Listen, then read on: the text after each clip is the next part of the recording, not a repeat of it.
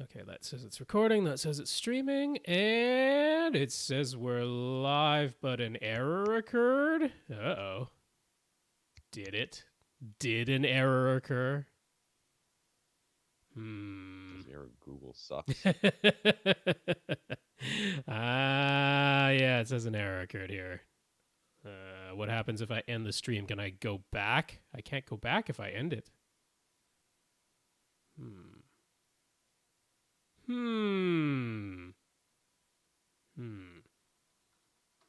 Let's see.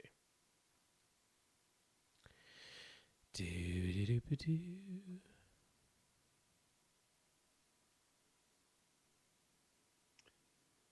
Give me a moment. All right, so let me check my trash because you said this would have come in the last week or so, right? So would it have come from Amazon or does it come from James? If it's a gift card, it would have come from Amazon. Oh, there we are. I don't know if all of that was streaming or not. I can't tell. Yeah, we'll find out. It's very exciting. But it says live. The feed is there. That looks good now. So, okay, I will consider it streaming live. So, yeah, if you've been looking at all that, you probably clued in by now that this is the behind-the-scenes version of AV Rant. And, yeah, it's behind the scenes, so streaming weirdness might apply. You've been warned. There's a complete video version that goes up later in the week. How come that isn't showing up on top? Stuff is being weird. All right, there, that's better. Okay, so there you go. I found it. Oh, good for you. Where was it? In an email somewhere. Oh, it's happy belated birthday. Oh, nice. Okay. All right, video's recording. We're ready? Audio's recording. Looks like we're ready anytime you please. Welcome to another edition of AV Rant. I'm Tom Andry, and I'm here Rob with H. This is AV Rant. It's your home theater and AV questions answered. And I'm a little touch under the weather, so I might sound a bit congested. I thought I had gotten all that congestion out, but, it builds back up. Out. It comes back. Funny. His Canadian comes in when he gets congested. Does it? He says out a little bit. I don't really try to get rid of my Canadian accent, but I don't think you should. Except Why for would you? Subwoofer, because I know that if I don't think about it, I do say woofer, and it comes out woofer, and so I try to make sure it comes out woofer. Yeah, I'm sorry, Americans. We're obnoxious people. We can't help it. It comes from us having low self-esteem from getting rejected from every other major country in the world before we came over here to subjugate native people for our benefit and make ourselves feel Well, better. I guess that's So, one way to say honoring Veterans Day from yesterday. Yesterday was Remembrance Day. Summarize American history. Yesterday was Remembrance Day and Veterans Day, so we're recording on a Tuesday. That's what's going on. That's right. Happy Veterans Day to all of our veterans. We appreciate you. It's a perfect temperature in Florida right now. It's so beautiful outside that the AC doesn't kick on. So when I sit underneath these lights, one room in my house gets really hot, and the rest of the house is like, yeah, we're good. And the AC is like, we're fine. It's finally the perfect temperature in Vancouver, Canada, too. It's about 4 degrees Celsius, and I'm very happy with that. My balcony window is just a crack open instead of wide open, and it's just right.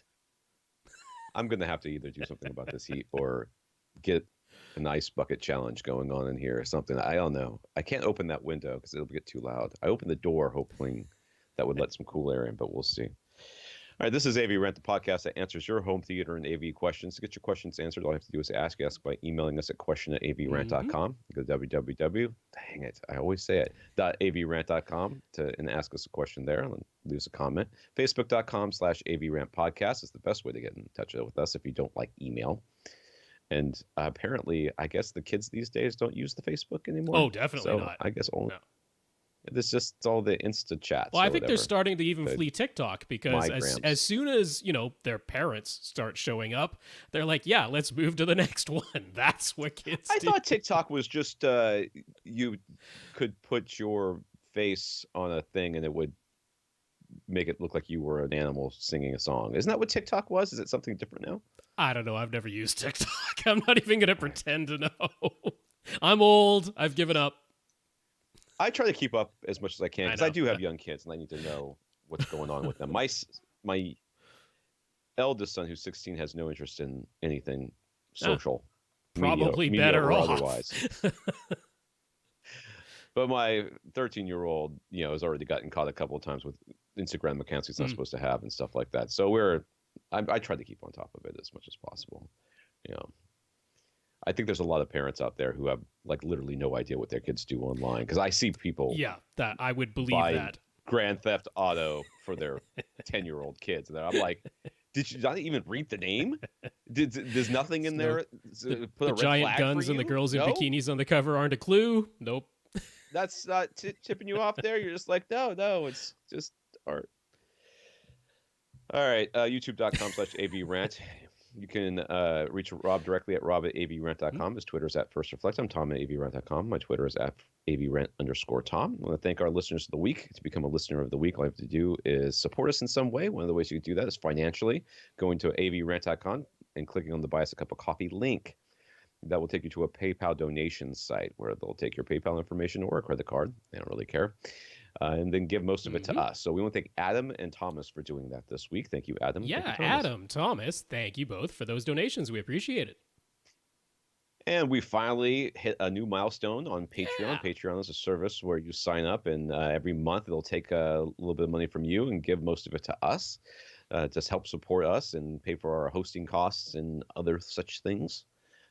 You helped buy a new lamp for the money I got from it, I spent on a lamp for my projector, which is about to blow.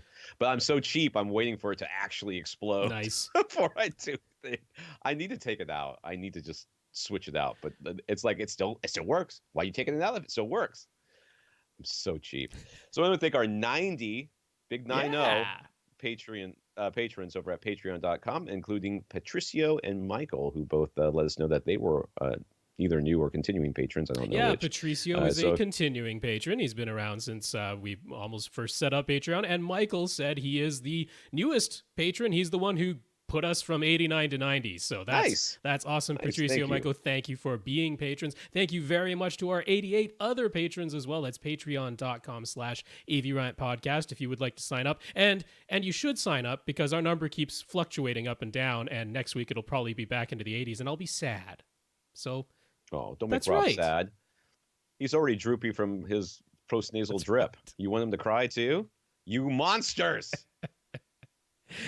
You can do $1 a month. I think that's a pretty good deal for, at least 8 hours of content every month, sometimes 10, if it's one of those things where the weeks fall that way. Lastly, if you can't support us, this is also financial, but if you can't support us financially via one of those two ways, and you find some other way to support us, talk us up, I don't know, go on national news and mention how AV Rant's the bomb, hold one of those signs up at Good Morning America, go to avrant.com, best podcast. That would be cool. I'd mention you. Just sure. Let us know what you did so that we can say something to you. And so we want to thank Vince and Dan. They each sent Rob an Amazon gift card. So thank you, Vince. That was very nice. Not at all expected. Very generous of you. Thank you, Vince. Thank you, Dan. I really appreciate it. He's going to spend it all on a Kleenex. It could be. Vince said he felt a bit bad because he's like, I sent Tom a gift card. I want to send you one too, but I wasn't sure whether to use an Amazon.com because that's, of course, the USA website. And I'm like, you can because I do still buy things from Amazon.com every once in a while, but I shop more often at Amazon.ca being in Canada. And he's like, I can send you an Amazon.ca gift card. And he did. So thank you, Vince. And thank you, Dan, as well. All right, in the news, this comes from our listener, Jay. Microsoft Research partnered with Warner Brothers to demonstrate their Project Silica storage medium.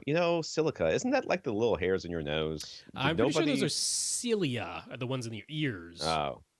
What's silica? That'd be like sand. All right, maybe they make. Well, that's what glass is made out of. I didn't get that far, Rob. It's the first time I've read this.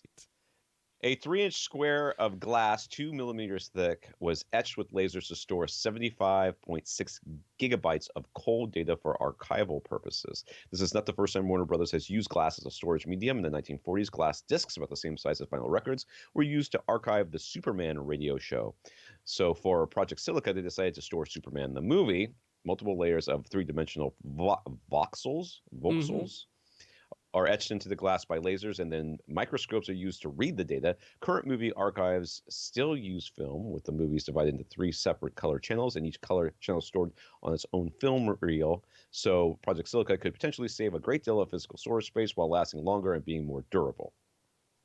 Yeah, and it gets us that much closer to the crystals that they had in the first series of Star Trek, which is what we all want. We want crystals. Yeah, so this is not a fast read-write process. This isn't what you would be using. This is hard storage. It's like a this book. is the archival stuff meant to last as long as possible and not lose the data that is stored within. But yeah, good to see advancements being made. Pretty cool. I wonder if they make otter boxes for those things to keep them from breaking. They were otter like boxes. They're very durable, but yes, if you smash them with a hammer, they are made of glass. It is still possible to break them, but overall, it should be a long-lasting medium, and that's what they're looking for, and that's good. So we finally have an option for a TV that supports both Dolby Vision and HDR10 Plus in North America. It's Vizio's latest firmware update has added HDR10 Plus support for the 2018 P Series and P Quantum, and the 2019 M Quantum and P Quantum X That's models. right. The X one's the best. It the is. X. That's how you can tell. Because it marks the spot of where all the good stuff so, is. that's great to see. We haven't had an option in North America. Well, I guess you could get some Panasonic TVs in Canada. So United States in particular, Vizio is the first brand to have both Dolby Vision and HDR10 Plus support, and on a pretty decent smattering of models that you might have. So more than one. Yeah. That's nice. Hi, Violet. Don't worry, I'm not talking about you. So Apple TV Plus. Really, did they have to? They had to, because we're going to talk about Disney Plus in a moment, and they had a plus. So Apple TV's got to have a plus. I know. They should have a double plus. It's hard to Google. Hashtag. The plus symbol does. Hashtag Apple TV. Hashtag Apple TV. Where is that marketing?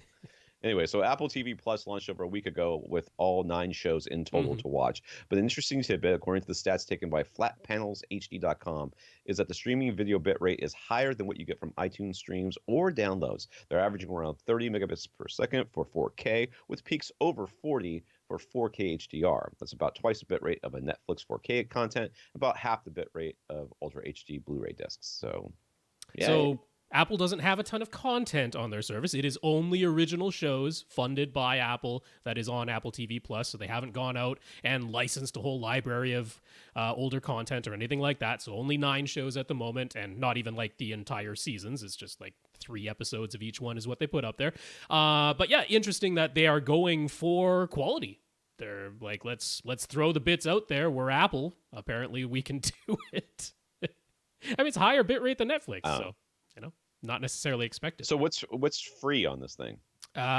Is there anything free? Is it just the 9 shows and that's it? Yeah, I'm pretty sure you stuff? can watch like the first episode of each show for free, like as a trial. You still have to enter your credit card as far as I know, but they won't actually charge you until you Apple always sign says up. that. Yeah. So no, I mean, but what's like if you sign up for the service, you get the 9 shows, and then what else do you get? Nothing. That's it. 9 shows at the moment. I mean, they'll be adding more. They renewed every single one of their shows for a second season. Ooh, who would have guessed? Disney Plus is here, at least for the U.S., Canada, and Netherlands. Specifically. Yes. Rob's extremely limited time with it has been a bit clunky, but it's working. Australia and New Zealand will get it on the 19th, and Disney announced that March 31st, 2020 is when Disney Plus will launch in the UK, Germany, France, Italy, and Spain, and potentially more Western European countries. Eastern Europe and Latin America will get it late 2020. I'm supposed to be signed up for that. How come I not? How come I? It can't. I think it starts today. It started this morning. It was 6 a.m. Eastern time, so 3 a.m. Over here on the West Coast. I didn't see a charge. I thought I was supposed to get a charge for that. Right. So in Canada, I wasn't even able to sign up for it until this morning when it went live. I signed up to be notified and never was, but I just went to the website at about 4 a.m. while I was working on the topic list this morning. And there it was. It said, begin your free trial, enter your credit card. I get 7 days. I have a chance to cancel. But yeah, went ahead and tried to use it now. This is let's not even call it day 1. This is day 0 of this service launching. Yeah. which meant, their servers are getting hammered right now as every person Sure. who wants to is signing up and checking out their shows to begin with. So I have had plenty of times where it said, sorry, unable to connect right now. There's like a Wreck-It Ralph graphic, of course, and retry. And if I clicked retry, I don't know, a half a dozen times, usually it proceeded. But, going through the search, not everything loaded. I'm thankful that on all of the, let's see, I've only tried 3 apps. I've tried like through the browser, on my iPhone, and on my Apple TV 4K. But happy to see that on all of those, the search just allows you to list everything alphabetically, which I'm like, thank you. Netflix lets you do that on their web interface, but not on any of their apps. I'm like, sometimes I just want everything in a list, which is actually possible. But of course, the alphabet ended at B. In my case, it refused to load any further in the alphabet than the letter B. So yeah, things are a little bit clunky right now, but I'm disappointed that I can't give this a proper review this week because, of course, our audio-only version will be coming out on Friday, and other people will have their reviews out. I'll have to wait until next week to give it a proper review. But immediately, almost everything is in Dolby Vision. Like, stuff I wasn't expecting to be in Dolby Vision is available in Dolby Vision, like The Phantom Menace, which we've never had a Dolby Vision version of that available before, but there it is. And they've done a pretty decent job of listing what is in Atmos. You go into any title, if it's available in Atmos, the little graphic is there. On my Apple TV 4K, when I was able to get things to play, because sometimes I had the little spinning blue circle that went on and on and on and on. But when it did play, Dolby Vision activated, Dolby Atmos activated, it switched itself into 24 frames per second on my Apple TV 4K. I can't say that other devices will do that. I'm a little disappointed. Also, I ordered a new NVIDIA Shield TV Pro, but it's not going to arrive until later today, so I cannot review that and talk about its frame rate matching. So there'll be a whole bunch of stuff from me next week. But yeah, so far, it's, I have zero doubt that things will get smoothed out beyond day 0. I am not concerned about that at all. And the amount of content that is there and the format that it's available in is impressive so far. So, yeah. So what do we have as far as content? We've got all the Marvel. It's not quite all the Marvel movies. It's all the Avengers, all the Captain Americas, all the Iron Mans, the Guardians of the Galaxies, and a handful of others. Captain Marvel is there. All the Star Wars except for The Last Jedi and Solo, because those are still on Netflix. Still on Netflix. But all the other ones, in fact, they signed a deal with whoever it was who had the rights to The Phantom Menace because they didn't. And now if you're signing up for Disney Plus today, during the sign-up process, you'll see an ad when they were like, Disney Plus will have no ads. Well, in order to get The Phantom Menace, they had to agree to put an ad in their sign-up process. But there's no ads on the service itself, so I'm not really too concerned about that. I couldn't get any of the Pixar stuff to load at all. It just that just wouldn't load for me. But I'm within like the first 2 hours of this thing going live. If you're listening to this later in the week, so I don't take any indication. So I don't know that I've seen Toy Story 4. I know I haven't seen the second Wreck-It Ralph. I don't know if Toy Story 4 is there yet. I mean, it's still relatively new. It came out of the theaters not that long ago. Yeah. So, like I said, I couldn't get any of the Pixar to load. The Mandalorian is there. I couldn't get the Universe According to Jeff Goldblum to play, so I don't know what that is like at all. But I had extremely limited time. Yeah. All right. Let's get to these questions here. Jules in the UK. Jules and his family have a shelf-built house on the hillside in the UK. He says they vacation for 2 months in the summer and they rent out the house while they're away, which basically pays for their mortgage. Back when he was a bachelor, he had a 7.1 home theater with a projector, but now the TV goes in the completely great room with a family room area open to the kitchen at the back and the dining. It's just all open. It's completely open. Every side, it's all hard open. Floors, hard flat white walls. Patio openings on both sides. This place looks really cool, man. I'll be honest with you. This looks well. It's awesome. One of those not very conducive. Yeah, for visually theater, in a magazine. Yes, it looks exceedingly clean and straight lines, and aesthetically pleasing. Acoustically, I don't think I'd want to live in this room, but who knows? He's not living there. He's visiting there for 2 months. Well, no, he's there. He's there the other outside 10 anyways. months. He rents it out for 2 months. Oh, he rents it out for 2 months. I thought he says they vacation for 2 months in the summer. They rent it. Oh, okay. I misread that. I thought he vacations at the house. No. And then they rent it out for 2 months. Okay. They're the other 10. All right. So first things first, do you have a room that isn't this open, and can we put the TV in? I don't think that's the plan. The plan is to have it in here. Yeah. So for all the AV upgrades he would like to do, he's got a max budget of around £10,000, which I don't even know what the conversion rate is on that anymore. Is it Not a as dollar? much as Is it it used to be. £10? That's for, I think you're Yeah, talking maybe $12,000-$13,000. $1.25. Yeah, $1.25. That sounds about right. Uh, so he's got a 10-year-old 50-inch plasma on the wall right now. He wants to upgrade to an 82 or 85 inch 4K HDR TV. The 82-inch Samsung Q70 goes for about £3,000. The 85-inch Sony X950G goes for about £4,500. Do we have a suggestion? If you're going to spend $10,000, I would suggest you not spend $4,500 on a TV. Probably, in all likelihood, I have to agree with that. Now, what I immediately thought of was either Samsung's Q80 or Q90 series, because those have the best, hands down, the best anti-reflective coating of any TV that's available right now. It's not even close from anybody else. I don't know what they did. They did the whole moth eye thing that was like at CES like 3 years ago, and we thought nobody was ever going to use, but they did it, and it's like spectacularly good at getting rid of reflections and glare and all that. So I immediately was like, let's say reducing. Let's not say getting rid of. But drastically reducing. Like, it's like an order of magnitude better than anybody else's effort on that front. So that was immediately what I thought of. But then when I went looking at Samsung's UK website, for whatever reason, they don't sell the 82-inch size of the Q80 and the Q90 in the UK. At least it's not listed on the Samsung UK website, and it wasn't listed on the Amazon UK website. Now, the Q70, which he mentioned, is, but the Q70 doesn't get that spectacular anti-reflective coating. I don't know if you can find a Q80. Now, the Q90 is going to be too expensive. It's going to take up an unreasonable amount of your budget. It's more expensive than the X950G. But the Q80 should be the same or less than that X950G.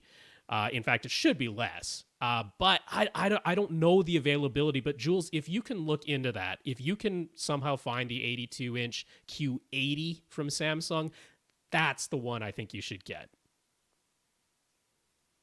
Otherwise, save the money and go with the 70. Yeah. Yeah. Okay. This place just begs for a projector, though, doesn't it? Yeah. You don't even have to buy a screen. You just buy a border. Well, does it though? I mean, like, is this really the best place for a projector? You'd have to go with one of those ultra short throw ones. You would, and not only that, it would have to be super bright because to use it during the day, and we gotta assume that this TV gets used during the day. You know, and the good ultra short throws, you're looking at least £3,000 just for the projector, and then you need the proper screen in a place like this. Yeah. So you're going to be in the same $4,000, $4,500 ballpark if you. I was just saying. I was just joking because he didn't really need a screen. You could just paint the black border on the wall. Call it good. No, but realistically, you could go with an ultra short throw projector in here. It won't look as good as an LCD though. Like, as much as people are excited about the ultra short throws with the full ambient light rejecting screens and that, it's like they still wash out. There's nothing you can do, and you have possibly the worst environment ever. So I would still go with the LCD. I couldn't in good conscience suggest that you go with projector, because it's either going to look washed out during the day or hot spotty at night. So those Agreed. it's never going to be as good as you want it to be. So I would definitely go with a direct view.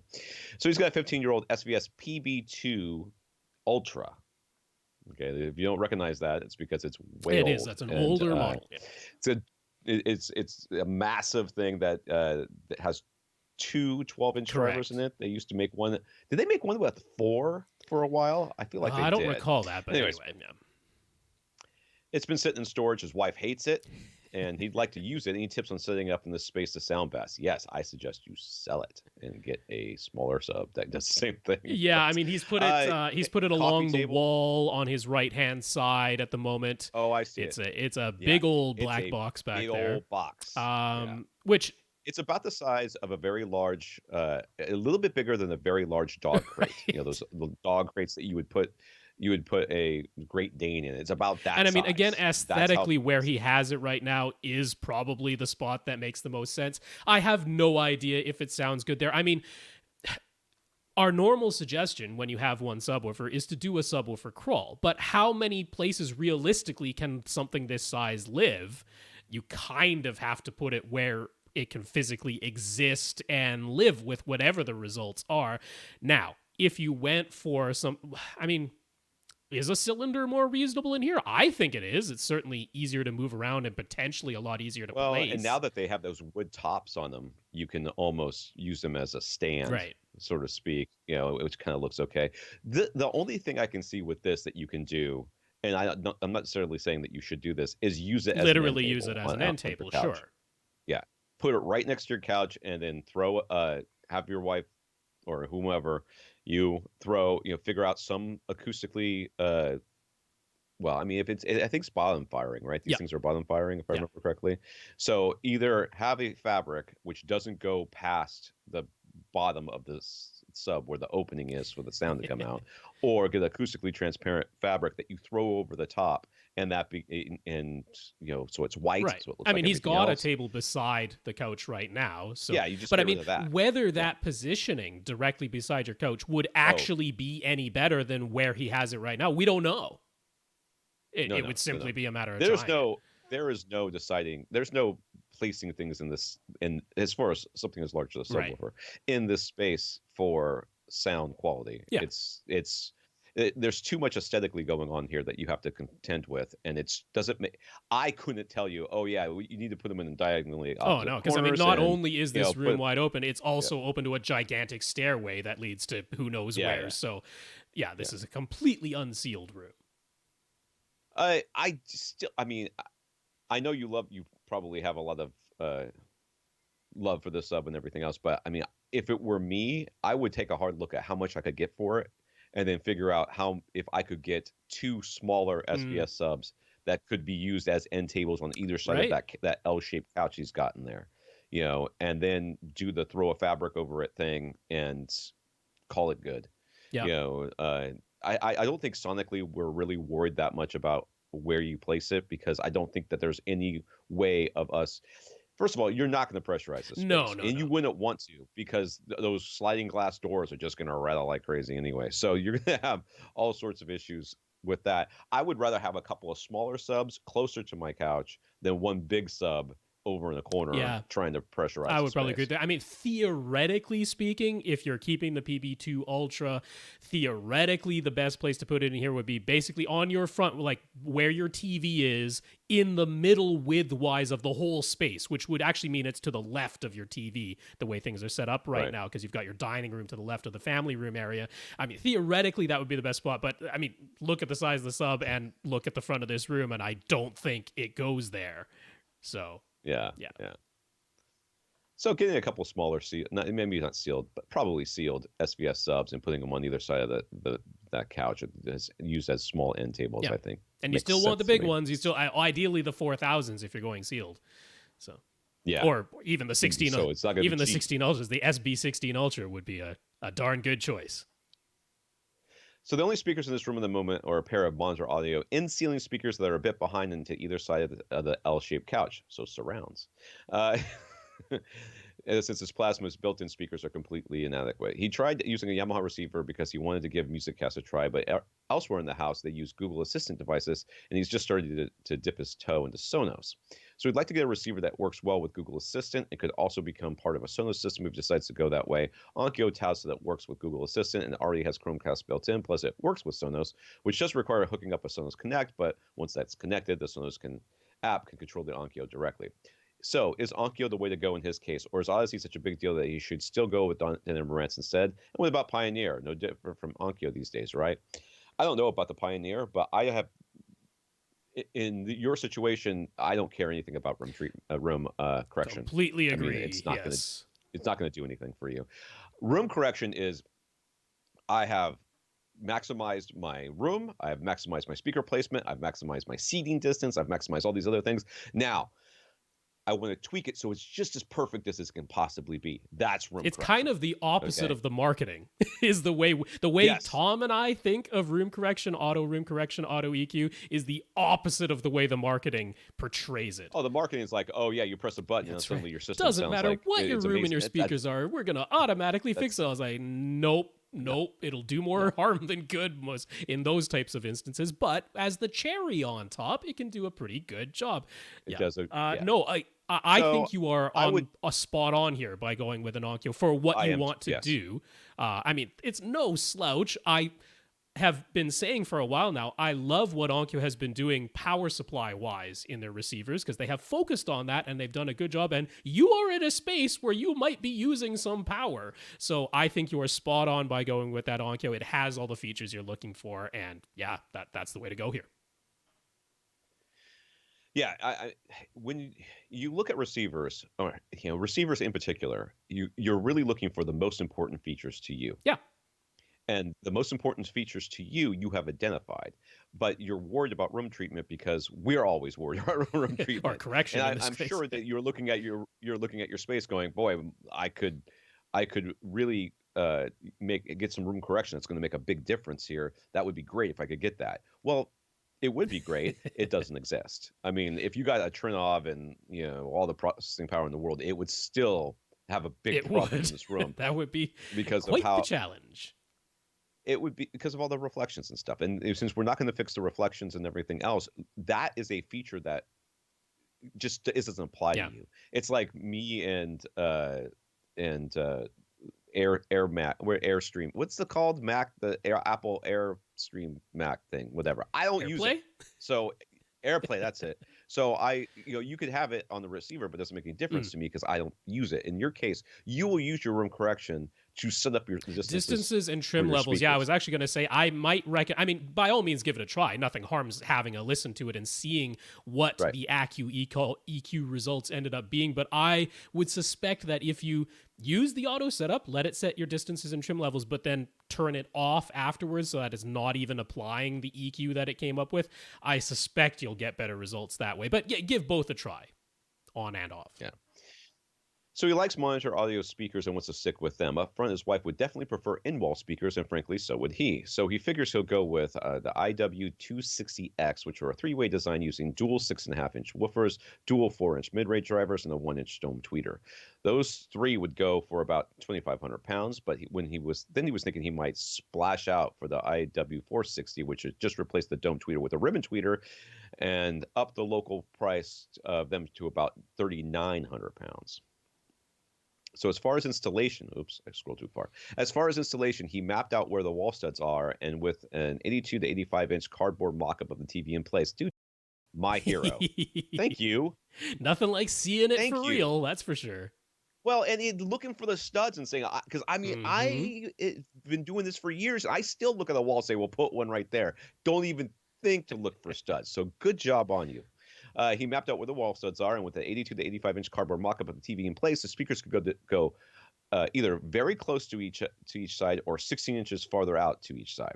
So which model of the monitor audio in-wall speaker do we think he should go for? Which placement, narrow or wide? And do we think he should be looking at totally different speakers? If you have already identified that you like these speakers, I have no problems with you going with them. Oh, yeah. Monitor audio is nice speakers. The rest of his house is all monitor audio speakers, so I'm not going to tell you to look at a different brand. There's no reason on that front. Yeah. So he's got these cardboard things stuck to his, if you're seeing the pictures on YouTube, he's basically put the 80, like a big piece of cardboard up front where the TV would be. He's got like cardboard rectangles where the left and right speaker would be on the close one. The left and right speaker would be on the further one. And then he's got circles on the ceiling where his overhead speakers will be. So the man's got this thing planned out. Okay. So as far as the size of the speaker, the ribbon versus non-ribbon, I think there can be an argument made for the ribbon tweeter versus the soft dome tweeter. I think it can be made, but I don't think it's good enough to go for. Yeah, I mean, in this case, it didn't even like improve efficiency or power handling or anything. It's all the same except it's dome or ribbon. And if there is a way to pay a bit more and get that Q80 television, in this case, I would rather save the money on the front three speakers, because we're not talking some huge leap in any facet. We're just talking the difference between Monitor Audio's dome tweeter, which is already very good, versus their folded ribbon tweeter, which just happens to be more expensive. So, let's talk about why we might want to go with one tweeter over another tweeter design. So Rob already mentioned one thing, which is efficiency. So that's all about how far away you're sitting. If you're sitting so far away that you start to worry about the efficiency of your speaker, well, then going with one design, regardless if it's soft dome or ribbon, you're going for the more efficient design because you can get louder Right. at your seated distance. Now, I don't know how loud you're ever going to listen to it in here, but the other thing I would consider in a room like yours is Yes. directionality of Yeah. the tweeter. If the tweeter is very directional, that's actually, while not so good for overall, I just hit the microphone again, I swear. uh Overall dispersion across your entire couch and everything else, it does in some ways combat a little bit of the highly reflective nature of Right. your room. But what most people are trying to do with ribbon tweeters is what they try to do with every other tweeter, which is to give it good wide horizontal dispersion so that you can cover a couch. So in the case of this, in general, in one of these speakers versus the other, you can make an argument for the more money for Yeah.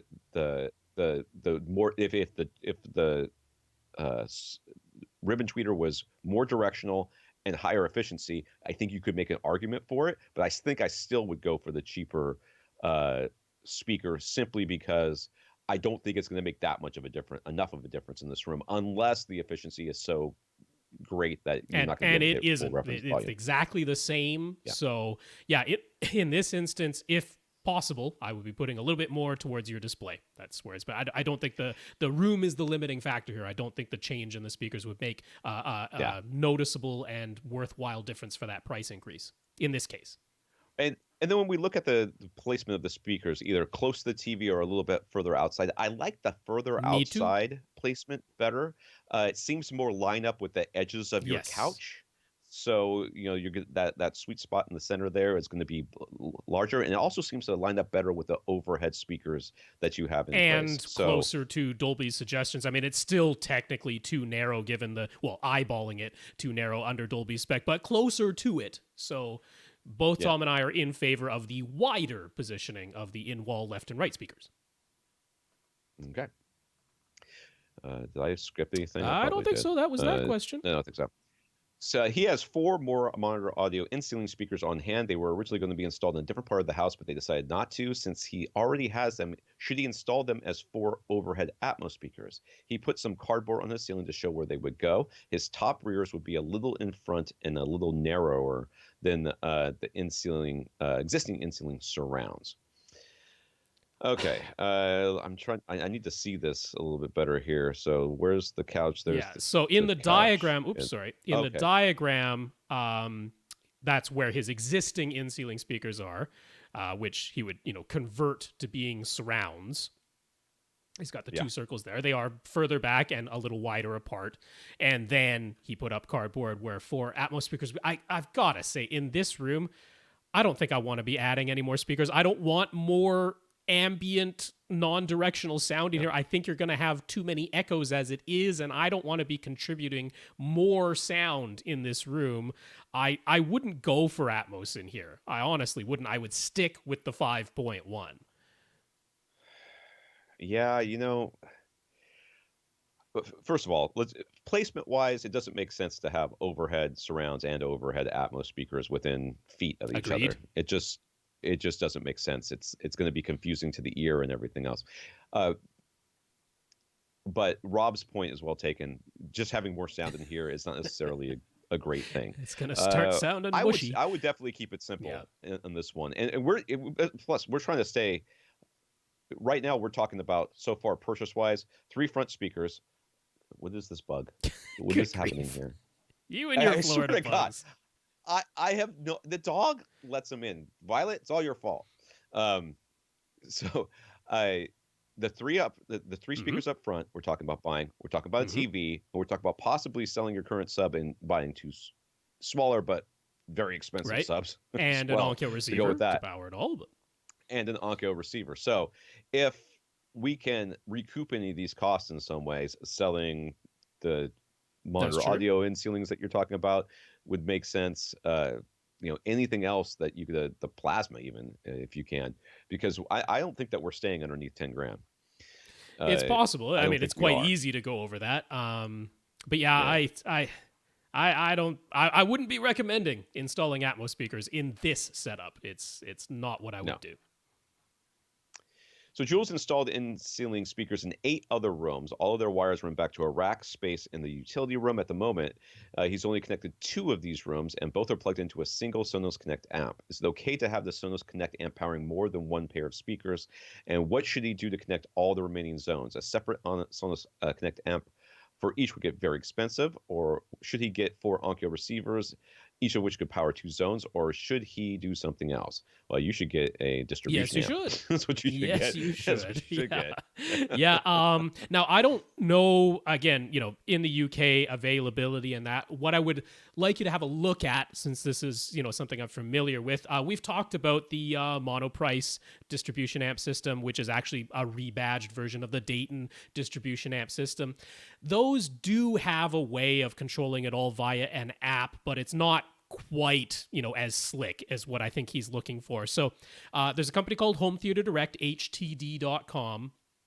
They have some very nice whole house audio distribution systems. I don't know if they're available in the UK or if they have an equivalent, but if you would just like to have a look at those, Jules, because that's essentially what you're going for. Though that their system does work with Sonos, which is one of the reasons I picked it out. It also works with Google Assistant, another reason I picked it out. So have a look at that, because that's the sort of thing you're looking for. Now, in that instance, what it allows you to do is like they have one that's a 6x6, right? It'll power 6 stereo pairs of speakers, and you can connect up to 6 sources and then put any source to any room, including sharing one or more sources across multiple rooms. You can do all that quite easily through the app.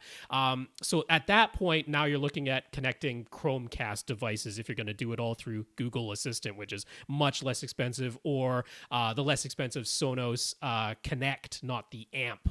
That you wouldn't have to amplify anything, because this system is taking care of the amplification part and the organization of what source goes where. So that's really what you want to do in the type of setup that you've got. Yeah. All right, Ryan.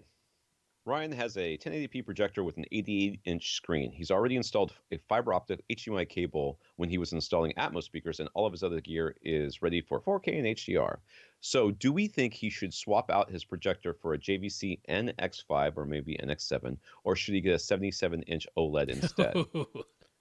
What? Well, So 88-inch, he's got a 1080p. possibly going down to a 77-inch, or to a super nice JVC projector. I mean, I would go with the projector myself. It's just I understand. I understand. Okay, so let's just talk, instead of specifically this dude, since this question has almost no details associated with well, it. some. Projector, really nice projector versus really nice OLED. What do we think the pros and cons of each are? Okay. I mean, clearly the cost of an OLED is high per inch. Right, but diagonal. The actual cost is about the same, because we're talking around $4,000, $4,500 these days for a 77-inch OLED, and then it's about $4,500 for the NX5. So we're right in the same ballpark price-wise. Right. So the cost per inch is higher for the OLED than it is for the projector. The projector also has the ability to get bigger. Does. I mean, 88 inches on a not quite flagship, but really nice projector is like easy town for them. They could go a lot bigger. And HDR than that. would look HDR in that case. It won't be, if you measured the nits, it won't be as many nits as the OLED, but you'll get a very good looking HDR from the JVC. And I love that the JVCs have, per scene, per frame adaptive tone mapping now, just like the OLED does. So that is, you're not giving up anything there, really. So, I mean, the OLED outright does still have the best black levels, because it is truly black. It does in nit, if you measure the nits, still get brighter. But other than that, I mean, you've already got the screen. It's already a light control. So the big barrier to me about projectors, when somebody says, should I get a projector or should I get a flat screen? Well, what do you have now? I have a flat screen right now. Well, the big barrier is the whole setup installation of projectors, the whole installation of a projector and everything else. Yeah, and since that, to me, If it were me, I would go with the projector. And yes, I have often said that I would really like to go with a very large flat screen rather than a projector because it's just the better black levels and everything else. You don't have to worry about bulbs and your stupid Mm. projector and everything and all that. Yes, but in your case, when you're talking a 10-inch difference in size Mm. for the same Yeah. price and comparable, not the same, but certainly very good performance Oh yeah. comparison, I'm going with the I projector on have this to one. agree. Both of us are going to vote projector here. And that does it, Ryan. I guess you're getting a new Yep. JVC. Let us know how it turns Let us know how out. let us know how it turns out. Aras. Aras? Aris. Aris? Aris. He said that Aris. was correct. He at least I think he said the third pronunciation was right. I'm pretty sure that was Aris. Okay. Aras just wanted to confirm that those are passive radiators on the back of his Klipsch speakers. Oh, okay. Yeah, We I remember this picture. speculated. He has confirmed for us now. Okay, I have an upside down dog. She is way asleep. And the bottom of his drywall was cut and removed because he had a flood, but everything is fine now. Okay, so that explains why. Because in this room there's room treatments across the Mm-hmm. walls, and right below the room treatments, the drywall is Yep. removed. Well, And at it's least in the like, what the photo. heck's That going on was at the in the time it photo? was taken. So, yeah, okay. So he'd like to ask a power protection question. All of his home theater gear is plugged into a Furman Elite power conditioner. Then the other side of his room, he's got a PC set up and his networking hardware, and all that's plugged into a second Furman Elite unit. For the best streaming media experience, he's run a long Ethernet cable from his PC to his home theater. So is that Ethernet connection putting any of his gear at risk? He does get about 4 really bad storms in his area. I'm Yeah, guessing per per year. year, not per lifetime. Okay, so yes, theoretically, any cable can carry an electrical charge. It doesn't matter if it's Ethernet or not. The electricity doesn't look at it and go, "Ooh, that's Ethernet. I can't go down that." Uh, but the question is anything going into any gear in your system at any point that is not going through a power conditioner? And I'm Right. looking at you, cable Yes, box. yeah, your coax TV cable, your satellite cable, the actual cable of it. Yeah, that is Yeah. probably your top suspect. Or what's feeding your modem. I'm assuming you have a cable modem or something. So Yeah. that is the part, because I mean, if everything on one side of the room is power protected and everything on the other side of the room is power protected, and then you connect the two sides of the room together with one long Ethernet cable, Fine. that should not be a problem. That should be okay. No. But if anything on either side of the room is not actually power protected because it's connected to a coax cable that leads to your cable TV service or your cable internet service or your satellite or your aerial antenna on your roof that could get hit by lightning, that's the thing that now needs to be power protected. So I don't think your Ethernet cable is any sort of a problem. Yeah, but if you have a problem on one side of the Yeah. room and not on the other, and you connect the Ethernet, well, now you have a On problem both on both sides of sides your of your room. room. That's right. So, Yeah. There you go. Mark is using a pair of I would assume it's Kai? key. I mean, it's KII, so I assume it's key. Never heard of I these haven't things. either. Key 3 speakers, which are self-powered, 6 Encore amps in each speaker, all DSP controlled, which they all are. He can connect the optical output of his LG OLED to the Key controller, which then connects to the Key 3 speakers via Cat5 cables. But he also has the option to input analog signals via XLR. At the moment, he is not looking to add a center speaker or a sub, but he would like to add a pair of surround speakers. He absolutely does not want to run these speaker wires, though. All right. So is there an AV receiver or pre-pro that would let him have wireless surrounds and still work with his K3 speakers? Well, MusicCast is your It solution is there. Yamaha. Or, I mean, if he's just looking for a straight receiver, then it's Yamaha. But if you're looking for a solution, any receiver plus a wireless speaker kit. Right. You could Would go work. with Amphany. Amphany is a way to convert any pair of speakers, passive speakers. Well, either or. Amphany has solutions both that are just sending the signal, which could then feed some powered speakers, or they have a nice and almost unique offering, which is 2 separate units, so one can sit beside each speaker, which is a Class D amplifier and a wireless signal receiving unit. Those can sit next to each surround speaker and power any pair of speakers that you would like. So Amphony could be a solution for you here, but you could also just go with a current generation, it has to be from 2019, Yamaha receiver, because they allow you to use a pair of music cast speakers as wireless surrounds. That's a new feature they added this year. It's something we've wanted them to do for ages, and they finally did it. In your case, I would recommend going with the RXA 880, because that is the model that gives you a full set of pre-outs. Now, they are RCA pre-outs, but nothing is preventing you from using an RCA to XLR cable. The Key Connect is entirely capable of accepting the RCA level signal versus the higher powered Pro level XLR signal. There's no problem there, so it would just be a matter of getting 2 RCA to XLR cables. And then if you do ever decide to add a center speaker in the future and it's another one of these key speakers, you'll have the pre-out ready to go from that RXA 880 from Yamaha. So that's a solution there. Or if you're just like, I would just rather have my own set of speakers and power them wirelessly, Amphony can be a solution for you there. Tate owns a bunch of movies in iTunes. He also has his own local server for disc backups. Is there a way to download all of his iTunes movies onto his local server and have them play all from one interface? Is there any way to download the 4K versions? And would he be able to retain the Dolby Digital Plus and Atmos audio?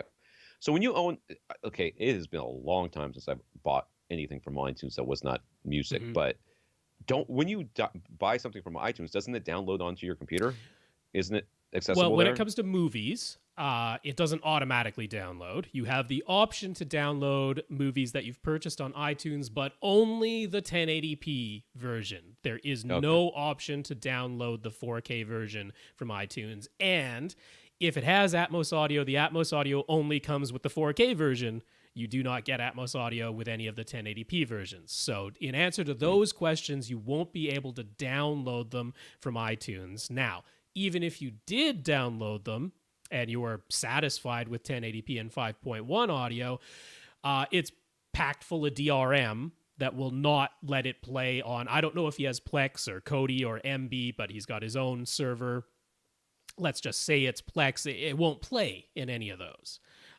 You can't strip the So DRM. that's what you would have to do. There are programs that will strip the DRM and convert it from an M4V file into an MKV or an MP4 file that any of, Plex or Kodi or whatever will play nicely.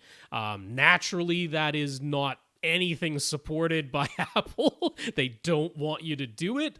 We should probably cover our behinds on a legal front and say, don't do it, because I'm sure there are legal things to do with removing DRM. But it is a fact that such things exist if you want to go looking for them yourself. Now, over on Plex's own forums, there are, of course, a multitude of people who want to do this exact thing. They're like, I have my own Plex library, and then I've purchased movies in iTunes, and I want to have them all together. I don't want to have to bounce between to see what I own where. Other than the DRM removal and conversion thing so that you can actually put it into your Plex library, which again, it won't be the 4K version, it won't be the Atmos version. So right away, that's probably a non-starter for Tate.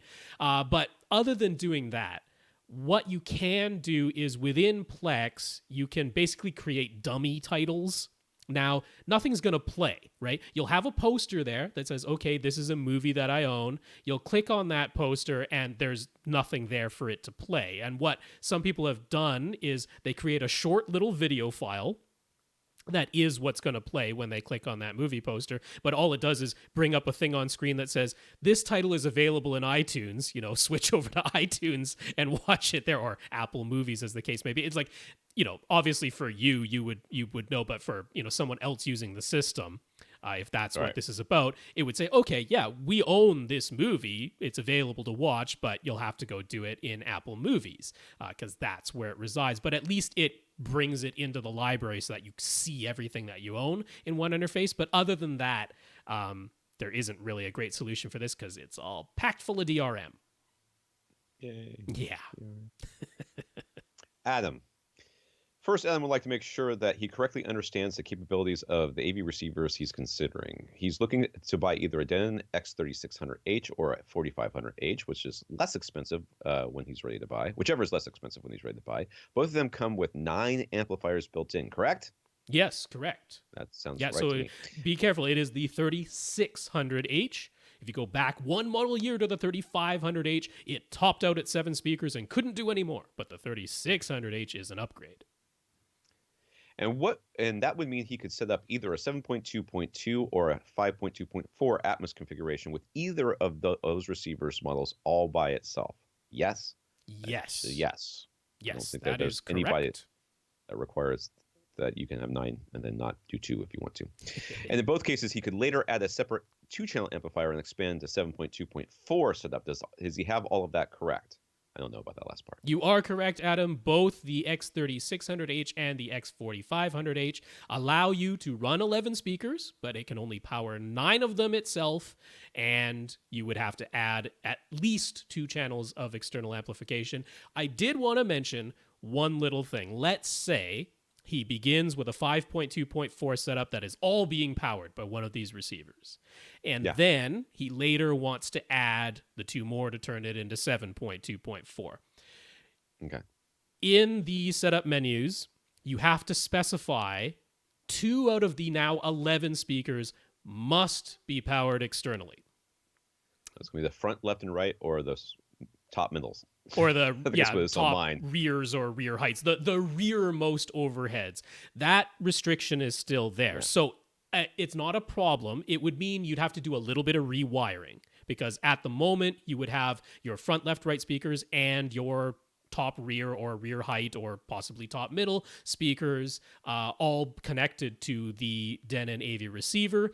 When you get the 2-channel amp and expand to 7, you would have to do some rewiring where you either now power your front, left, right speakers externally, so you'd have to unplug them from the AV receiver and plug it into the external amp and plug the external amp into the pre-outs, or the rearmost overhead speakers you would have to rewire. If you did 7.2.2 to start, which I wouldn't recommend. We'll get into that later. But if you did that to start, theoretically, you wouldn't have to rewire because you might be adding the rearmost overhead speakers. Those are the ones you're adding. So, which would be weird. But that would be a weird configuration. This is just unplugging something from the speaker binding posts of your AV receiver and plugging it into the external amp instead. So not the end of the world, but just something to be a little aware of. Because Tom, you ran into that yourself, right? Where you like, I'm just going to plug these into my, what was it, surround backs or something you were going to do? And like, I was going to do the surround backs, yeah. And they were like, nope, that's like, not an option. Top middles. What? So Adam previously asked us about screen size and room orientation. His room will end up being roughly 13 feet wide and 15 feet long. Only one door, so it can be closed. Due to the width of his room and where his door is placed, we strongly recommended that he go with 120-inch projection screen size instead of the 135 he initially wanted. And we said to just move his couch closer if he wanted a larger field of view. In the end, we figured he'd roughly have about 4 feet of space behind the seats. So what Atmos configuration would be not crazy in his room? Can he do 7.2.4 or should he just stick with 5.2.4? And what about 7.2.2? Is that worth considering? The last one is a no. Do not do that. No, I want you to have 4 overhead speakers if you're going to do Atmos. Otherwise, there is no way to pan sounds forward and back with only 2 speakers above you. So have 4 speakers overhead. That should be a lock. I like 5.2.4. I know you do. I prefer it. I don't think that, I don't really think that you need surround backs in a room that's only going to be 15 feet deep. You're going to be 4 feet off the back wall. I don't really see that you're going to get that much out of surround backs. Yeah, I mean, I have to agree. I don't know that you're going to get that much out of it. What I would say is you're right at the threshold of I wouldn't stop you from putting in surround back. If you have 4 feet from the back of your couch to the actual back wall, that is to me the minimum amount of space that I would ever recommend actually installing surround back. So you're at the minimum, Adam. But if you end up with your seat actually closer to the back wall than 4 feet, because in his initial plans, it's like this quite large L-shaped couch that he wanted to have in here, and there's aesthetics to consider in that, and you Sure. don't necessarily want all that space behind. So if you find yourself in a situation where your seat ends up being closer than 4 feet to the back wall, then forego the surround back speakers at that point. But you know what? You're going to be starting with 5.2.4, it sounds like, no matter what, potentially adding the surround back speakers later. And I think that's fine, but stick with the 4 overheads. Start with that. Yeah, the 7.2.2 doesn't make any sense to me ever, really. But I mean, if you did, you would do top middles. I mean, I don't see why you would do any other speaker up there, which means that you'd be relegated to doing front heights later on, which we're going to talk about in a second. We are. So if he does end up installing surround back speakers, they'll be pretty close to the back of his couch no matter what. Does that mean he should avoid top rear or rear height Atmos speakers? And would it be better to have front heights and top middles? What Atmos configuration would we recommend in his case? Well, no surround backs and front heights and rear heights. Is that what it is? Or top fronts and top rears? Yeah, because I mean, normally we recommend that if you do top fronts and top rears, which is, I mean, that's like Dolby's sort of de facto. They're like, that's what we would have you do. And then if you can't do that, okay, here are some alternatives. But they basically want you to have top fronts and top rears. Ideally, they would sort of have it at a 45-degree elevation angle in front of you and behind you, which with a standard 8-foot ceiling is typically going to be about 5 feet in front of you, 5 feet behind you. And with the angles that are allowed, you can basically go from about 3 feet in front of you, 3 feet behind you, to upwards of like 7 or 8 feet in front of you, 7 or 8 feet behind you. That's all within the recommended range of elevation angles. Now, again, he's only got about 4 feet behind him. And I wouldn't necessarily have speakers like in or on the ceiling, literally pressed against the back wall. I would want them like a foot away from the back wall. Well, if you're going to do that, you would get the prime elevation speakers and put them back there. You definitely could, which would mean they probably look more like rear heights, but you would still call them top rears because angle-wise, that's what they would be. So yeah, I would go top fronts, top rears. I would have your top rears either like in the ceiling, but about 3 feet behind you, or like a foot away from the back wall is what I'm saying. Or I like Tom's idea of something like prime elevation speakers, the angled type of speakers. They're high up on your back wall. You'd still call them top rears because angle-wise, that's what they are. And then, somewhere in the range of 3 to 5 feet in front of you on or in your ceiling are your top fronts. And that's what you do. Yeah. And it does make those surround backs like maybe even less of a consideration at that point. Save your money, man. Brandon is shopping for his forever speakers, and on a recommendation, he bought a pair of Ascend Sierra Towers with the Rowell ribbon tweeters to audition against his Golden Ear Triton 2 towers.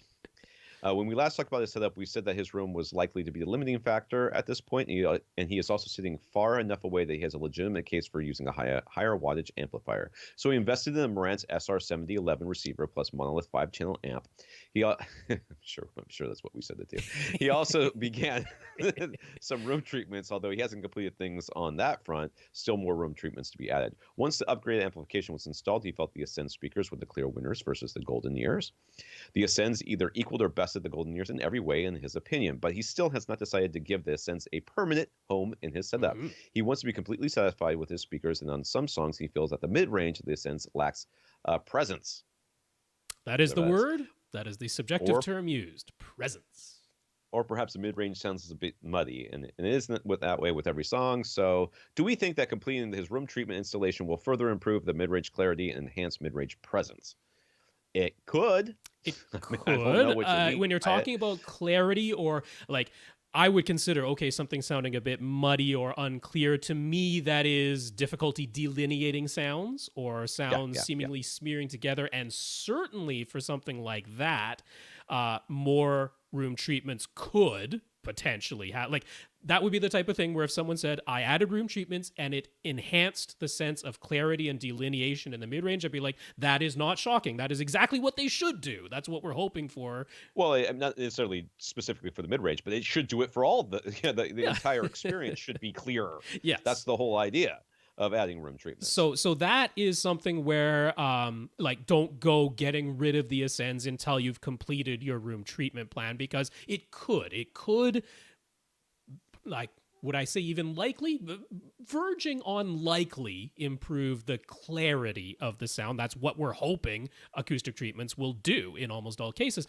But the presence, which is a very subjective term, and I think I know what he means. It's that sort of I don't know. Sometimes some people might call it slightly forward, or just the realism, right? That uncanny realism, that it's a real voice floating in your room. Maybe that's sort of what you're going for. That is the type of thing where a little touch of EQ might be all you need to give you what you're looking for, which the SR7011 can use the Odyssey Editor app.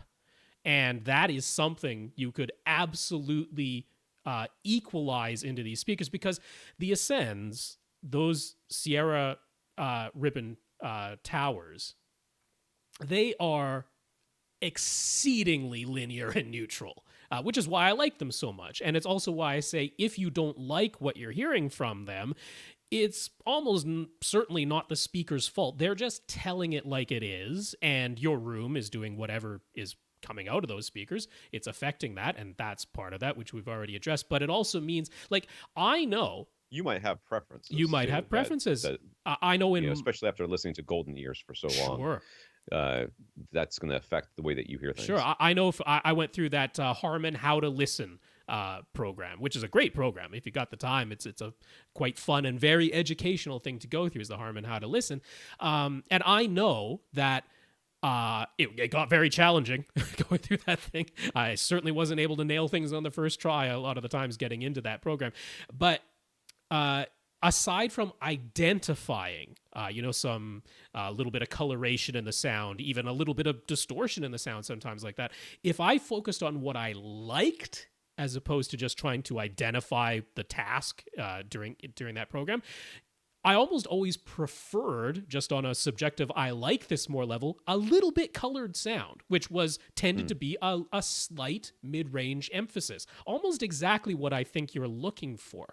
And there's nothing wrong with that. If you're like, that's what I prefer, that's fine, but that's exactly what equalization can give you. So I think the speakers are probably pretty safe, and finish your room treatments and maybe play with that Odyssey Editor app. I mean, there's a lot of caveats here too. It's like we don't know exactly what his room treatment plans are. Yeah, I think we went over, but I don't recall the whole thing.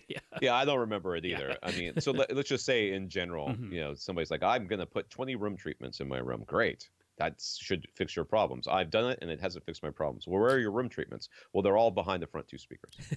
Well, maybe spread them out. And this is more bit. like a case of, I planned for whatever, and I've done half of it or a quarter of it. I'm still intending to do more, and so until you have completed that, I wouldn't make the final judgment. I don't know what return. I would definitely. I would have recommended to get the room treatments done first before you started auditioning, but where that ship has sailed. So, definitely get those things done, and then listen to the two speakers side by side as much as you can, and realize that Golden Ears aren't trying to be linear. And there's, and again, as much as we talk about how we prefer linear, it's not a problem that someone doesn't, or that a speaker isn't trying to be linear. I mean, I have been on record multiple times saying I like the way Golden Ear speakers sound. I can recognize that they are not perfectly linear, that's not what they're aiming for, but I like how they've tuned their speakers. So, yeah.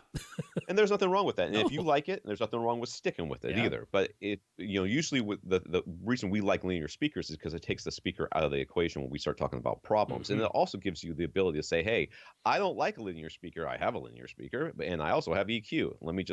Now I can tweak it to make it whatever I want it to be, without having to worry about whatever weird interactions you might get because the speaker wasn't linear to begin with. Indeed. It's easy to push a flat line around and make it a hump, but it's hard to take a humpy line and try to adjust it into something flat. But we also didn't even address how much of this is the source material. I mean, in his email, I didn't put all of this in there because there's already a lot of text, but he was like, it's mostly with, certain bands or certain albums, and he's looking for this, in his words, better sense of presence from the mid-range or better clarity. But it's like, Sure. he also said it's not every album, it's not every song, and maybe you're just actually hearing them for what they truly are, these recordings, maybe for the first time.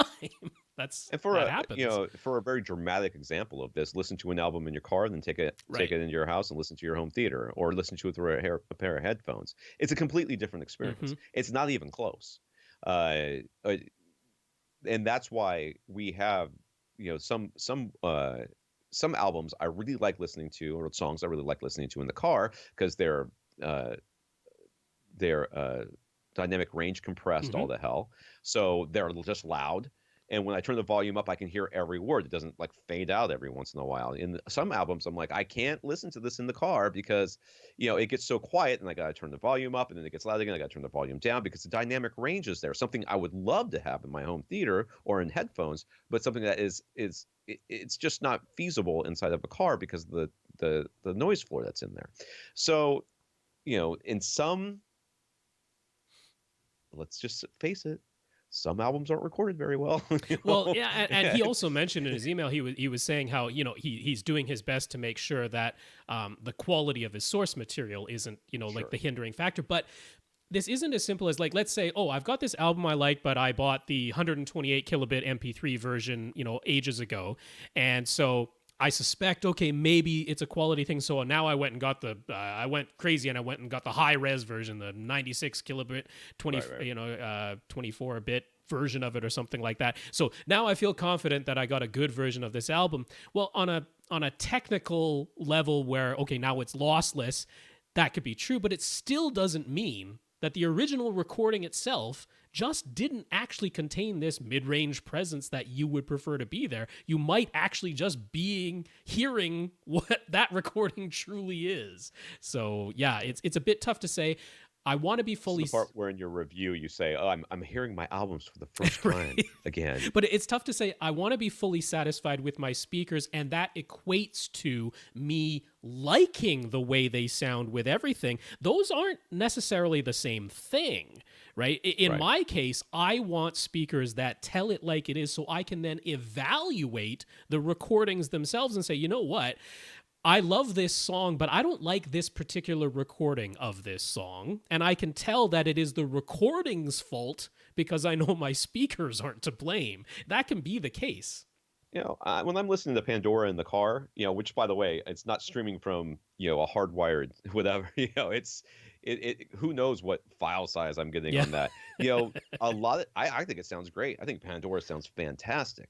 But I start streaming it inside the house with headphones on, and I'm like, what is with this bass? It just sounds like the bass drum. It just sounds like, I mean, it doesn't even really, it sounds like the upper harmonics of bass, but not the actual bass. When we're talking lossy, we're like, yes, something has been lost. Something is missing. Yeah. So he says if he decides to continue auditioning other speakers, his thoughts are RBH Signature and Signature Reference and Focal Electra BE or Bs.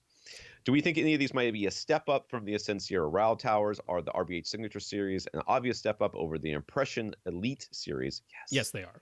Yeah. Are the Signature Reference with their folded ribbon tweeters a better option than the regular Signature series? I think that's a bit harder to nail down exactly. That's debatable. However, they also changed the woofers in the reference series, so it's all the drivers and the crossovers have been changed. The only thing that's staying the same were the cabinets. Everything else got changed.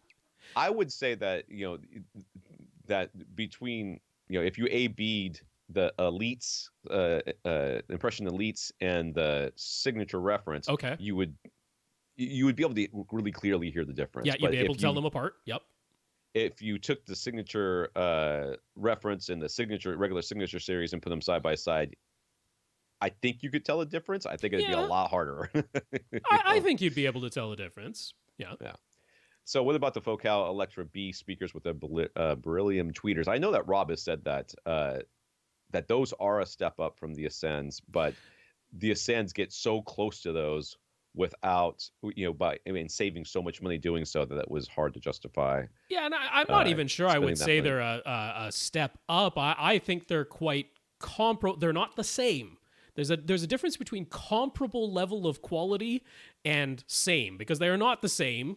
I wouldn't put them side by side, A/B compare them, and say, oh, these are the same speaker, but they're like a comparable level of quality, but with a huge price advantage on the Ascend side. All of these are very nice speakers. Not like, well, and all of them focus on really fairly flat linear response. Yeah. So, fast transient response, good delineation, all of it. Basically, put the speakers in a circle around you, close your eyes, spin around, and then stop and point, and that's the speaker you buy. You're going to get a good speaker. That's true. It's also really tough when you are evaluating it on albums that you like, because here's the thing. I don't think we're ever going to get you to a pair of speakers where you literally love the way every album sounds, because some albums aren't that great. Like, they haven't been recorded that well. And that's not the speaker's fault. They're just telling it like it is. We haven't talked about this in a long time, but as far as auditioning speakers, what I've always done, and I know that Rob does this as well, is I don't have albums that I listen to that I take someplace. I have songs that I know test certain aspects of speakers or show off certain aspects of speakers. And if the speaker does it well, then I know it can do it well. If it doesn't do it well, then I know it doesn't do it. I listen to parts of songs, bits of songs. I'm listening to the first, 10 seconds of a song because I know there's a note in there that's very hard for most speakers to recreate properly. And if I hear it, then I know the speaker can do it. And if I don't hear it, I don't do it. Then I move on, and that's part of the evaluation process. And we've talked many times about the different things, but really reading reviews, and you got to be careful whose reviews you're reading, but reading reviews you will see constant albums and songs come up over and over again in different people's reviews. That tells you that there's something within that song that will test a speaker in some way. So saying and I've been in I won't call it a shootout, but it was like a kind of a casual guy invited a bunch of people to his house to listen to a bunch of different speakers. And, we're all sitting there listening, and I'm putting on all this weird stuff, and people are like, oh, this sucks. I'm like, yeah, it sucks. But you know what it does? It tests to see whether or not the speaker images. So, they're like, okay, well, when you're done, we're going to put on some ZZ Top. I'm like, what is that going to tell you? I don't know. I mean, I've never listened to an entire ZZ Top album, but I can't imagine that it is really good test material for speakers. I mean, you can like it. Absolutely. I got no problems with that, but that's not testing what the speaker can do. Yeah. I mean, this is a case of, it's almost what is your personal definition of what satisfies me with a purchase, what satisfies me with a speaker? Because if what will satisfy you is only a speaker that makes you like everything that you hear, that's very different from my personal definition. I'm satisfied with a speaker where I feel confident that I'm hearing what is actually on the recording, whether I happen to like what I'm hearing or not, because I don't like everything I'm hearing every time. So we're way putting a bunch of things in this guy's mouth that he's not saying. So let's just get away from answering him specifically. But in general, if you're like, I don't want to have a speaker that's going to highlight the faults in all my recordings. I want to have a good experience no matter what. I mean, this is what Beats by Dr. Dre is all about. Like, I want to have well, not bass. For me, but I want to have bass in every recording. Right, there you go. Bass is the most important thing to me. I want bass. If there's no bass, I want bass anyways. Add some bass. I want bass. But there's nothing wrong with going and saying, okay, this is a speaker, like auditioning a speaker and saying, this is not a linear speaker. This speaker is not ever meant to be linear. Bang & Olufsen, they have a signature sound. B&W, which is obviously widely favored by many people. Right, they have a signature sound. And what they're trying to do is give you that experience of, no matter what I put in here, the parts that I like about it, the parts that are important to me, the mid-range, the bass, the whatever it is that they have a little hump on in their frequency response, will always be accentuated. Therefore, you will always like it. There's nothing wrong with you going, that's what I want. I want that. And then going out and buying it. What I have a problem with is when people say, this is the best speaker ever because it makes everything sound good to me. No, it is not objectively the best speaker ever, but it is the best speaker for you, and that's Oh, yes. okay, as long as we're all on the same page and realize that our And speakers are this is technically better almost than making yours. us say, because I mean, when we talk about RBH and we talk about Ascend, we often mention them in the same Right. sentence and the same phrase Breath. because both of them are very linear, very neutral, tell it like it is speakers, which means there's a chance you'll have a preference between the two of them, but there's a higher likelihood, in our opinion, that you'll be like, man, this is splitting hairs, and I'll just go with the less expensive one. I'm going to go for the cheapest one, and I don't think there's anything No, wrong but with that. I mean, it but yes, I absolutely agree. If you put all these speakers in yeah, the room yeah. together, I would listen to them all and go, "What's the Yeah. price tag? I'll take that one." But we're also 'Cause getting all into sound- maybe what he really wants is something that's a little bit colored, which means And that's it's okay. getting away from these brands. I mean, I'll just go ahead and answer his next question. Anything else we think he should audition? I have Legacy on that list because that's another one where it's like that's going to be a tell it like it is, vivid, exceedingly clear, delineated speaker that you very well might love, perhaps even more than the Ascends, and pay more for it. But maybe spend some time auditioning, yeah, B&Ws, maybe some Bang & Yeah. Olufsen's if he can afford them. Jesus. But I mean, now we're opening up the. But there's other ones too. There's tons of audiophile Right. speakers, and basically they all And it have could a be sound. something They like all are monitor doing audio something. that we like a lot, and that's going to be. So now we're unfortunately opening up a can of Making it hard worms to of it could be anything. But before you get to any of that, finish your room treatments. It's the room Play with treatments. the EQ because you've already got it. So there's no reason not to go ahead and play with it because you very well might end up exactly where you want to be with what you already have. Sorry. He's Sometimes crying right we're now. unhelpful. He's got his hands. Those FOMO, sons of bitches. FOMO. There might be something out there. I have to audition everything That's now. You monsters. Oh dear. Curse you, Rob and Tom. Some people Sorry. do. That's common on YouTube. Yeah, it is. Infinite Gary.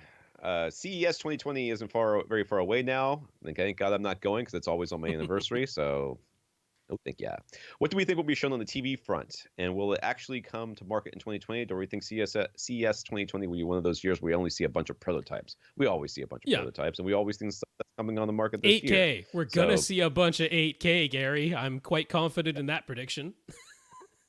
There's going to be a lot of 8K prototypes, and there may be one that's going to hit the market at the end of 2020. Well, I mean, we've already got 8K TVs on the market. So okay.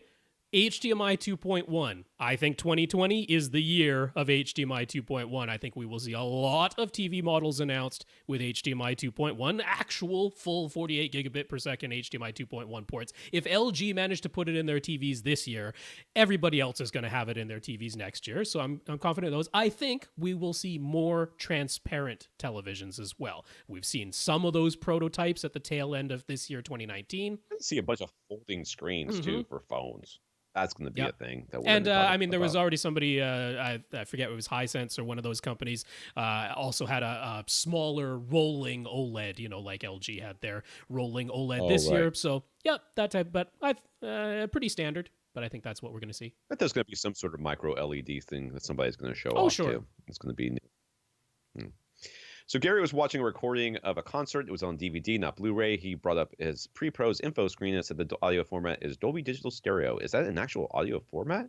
Gary thought Dolby Digital was always 5.1. No, it can be stereo. It can be mono. It wants to be. Yeah. Dolby Digital is just it's a codec.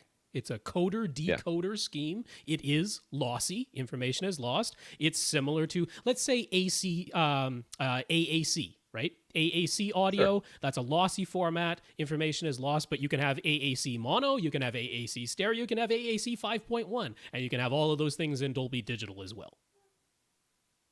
So the info screen also says this concert DVD video is MPEG 260i, so it isn't 480p. And why would the DVD have a 60i video? Because that's what all DVDs had on them. They were all They all were. DVD was a standard definition format. It didn't have 480p on it. Yeah, 480p was, you might remember this, enhanced definition, which was something that your DVD player, your progressive scan DVD player, or your television might do, but it's not what was on the discs themselves. The discs were standard definition, often the very strange aspect ratio of 720 by 480, which is not 16 by 9 or 4 by 3. That's where the whole anamorphic on the back of the DVD case came in, because it was actually squished pixels that got stretched by the players. But yeah, DVDs were all 60. Well, not all. Some of them were like 25 because they were PAL or something like that. Right. But yeah, they were encoded in interlaced format. That's right. And then that's why 3.2 pull down was You such had a the big deal, reverse because we had telecine. Remember telecine? Yeah. Yeah. That was back when reviewing players actually required some reviewing. There was stuff the players Nowadays, really had to do back then. They had to do something other than just shoot out all the bits in the correct order. Which nowadays it's if it's a 4K player and it puts out 4K, it's what it does. I mean, there is no interlacing or de-interlacing or pull down or anything else. So like, well, how does it do with DVDs? Who cares? Who's watching DVD? Here are the bits. Here they are. Yeah. I've done it. I have done my thing. Would you like the bits? Here they are. Patricio followed a lot of our advice on his 11.5 foot wide by 14.5 foot long by 11 foot high theater room. He's got an Epson 8350 with a 106-inch screen. He's got dual SVS PB 1000 subs, and he's used Rob's 12-step guide to set them up. They can shake his whole room. Yeah. And he bought a Marantz SR6012 receiver from Accessories for Less and added a Dayton 2-channel amp to expand to 7.2.4. Okay. That does sound like an AV Rant Murderer's Row of stuff. It pretty much does. Let me see here. SBS check.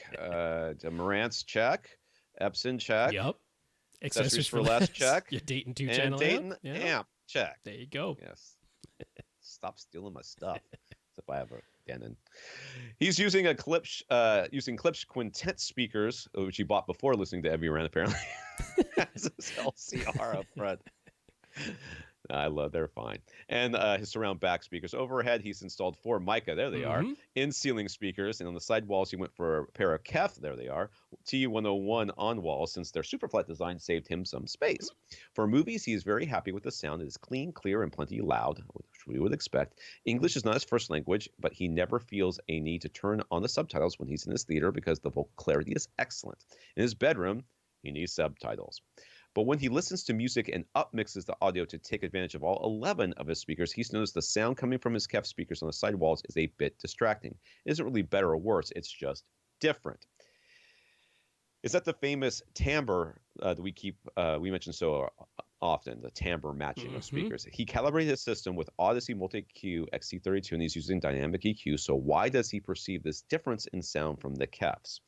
Are you using the TS upmixer or Dolby Surround upmixer? Because that can make a difference depending on how they do that. But it definitely could be a timbre thing. I mean, I would hope that the level matching was done correctly, because that would be my first obvious suspect. Shouldn't would be a problem. Like the size, surrounds would be too hot. The size of the room, how close all of these speakers are as a result, there shouldn't be a problem in terms of like just efficiency, which is something we worry about whenever you're mixing Klipsch with anything else. But that shouldn't be an issue in this case. Like if anything, it's just knocking the Klipsch speakers down to equal the micas and the KEFs, and that shouldn't be any type of issue there. It definitely could. I mean, you could look in your trim levels that was set by Odyssey and see if anything looks really askew. Unless something's at -12 or +12 or something like that, or 10. And you can also just go ahead and play the manual test tones, where it lets you go through each speaker one at a time and just confirm to your own ears that that pink noise does sound like it's coming out at the same volume from each speaker position. That's a perfectly fine thing to just confirm for yourself, but it's absolutely possible that this is just a timbre mismatch, because Klipsch's do not sound like KEFs. That is a fact. And that can be jarring as Yeah. it goes around a room. I mean, it shouldn't happen all the time. I mean, it shouldn't be like every time your surround speakers make a noise, it shouldn't But it be isn't. Like totally in movies, obvious. he's perfectly happy because those are discrete sounds. Stuff was mixed Right. specifically into the surrounds and the fronts and the backs. But when it's music, then it's the upmixer. It's expanding what was really only in the front, left, right channels to all the speakers. And he's Right. like, well, now that that sound is being wrapped around into these surrounds, something's like he says, it's not better, it's not worse. It's just it doesn't sound the same as the fronts. And I'm like, yeah, that does sound like it's just a timbre mismatch, which is not shocking in this case. So he's happy with his Klipsch quintet front speakers, but if he wants a perfect sounding blend while listening to music, should he upgrade his front three? If he does, should he only consider a Kef? I mean, I don't think you have to only consider a clef, but if you found yourself to be, and I mean, I know that you've saved yourself some room on the sides with these Kef Mm-hmm. speakers because they are very flat. Yeah. But there was some design compromises they had to take in order to make those speakers so flat. So it's almost as if you would want to have the same speakers up front as you Yeah. have your surround. Yeah. I don't know that I would just grab any old, floor standing Kef speaker and say, "Oh, this will sound the same." Agreed. There may be still a timbre mismatch there. So you may want to look at just your system as a whole and figure out, can I put some more Klipsch on the sides? Because if I can, And the then maybe that's thing the is, cheapest option. now Klipsch does have. So first of all, Klipsch has some not quite as thin as the T series from Kef because they are as thin as speakers can possibly get. They're shockingly thin. But Klipsch does have Yeah. some quite thin. They're like I think 3.5 inch deep. Flush mount on wall speakers. That's one option, Right. which will just make everything Klipsch. They also have they look like prime elevation speakers, are the ones with the built-in angle that you can either Right. use as upfiring or you can mount them on a wall and they'll just angle in. So Klipsch has on-wall options that might work. That might be less expensive to replace your Kef T-series speakers, which you can definitely sell and get money back. Right. It might be cheaper to replace those than to replace all three of your front speakers with, and I would say, as Tom just alluded to, Kef T-series, not just Kef T-series front three. Right. Because when it's got a really unusual design like that, no Yeah. matter who the speaker manufacturer it is, even if it's RBH, who really strives to have all their speakers have their signature flat sound, they all are supposed to play really well together. If they have a unusual design, they had for a while a very long, thin on wall that they stopped making fairly soon after they started making it, and I think it's because it didn't sound like the rest of their speakers, like basically. the rest of their speakers.